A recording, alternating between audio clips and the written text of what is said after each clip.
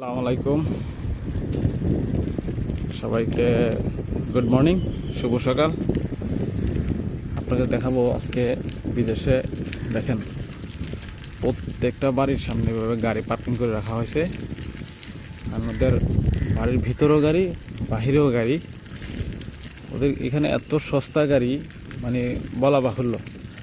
আমাদের বাংলাদেশে আমাদের বিশেষ করে আমাদের আশেপাশে 5 থেকে 10 গ্রামের ভিতরে শুধু রেন্টে কার মানে যেগুলো ভাড়া চালিত 2-1টা গাড়ি ছাড়া ব্যক্তিগত ব্যবহারে কারো কোনো গাড়ি নেই।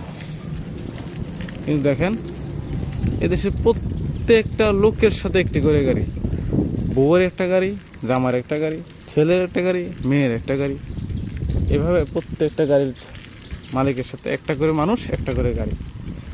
এত পরিমাণ গাড়ি তারা ইউজ করে এবং কি এসব গাড়ি আপনার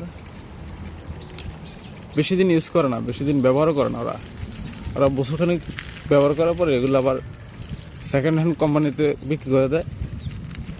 ওরা কিনে নিয়ে যায় এক একটা দামি দামি গাড়ি, আপনার Honda company, Toyota company, BMW, Mercedes, range rover, Mazda, available গাড়ি আছে জায়গায়। এভাবে তারা ফালা রাখে রাস্তার পাশে।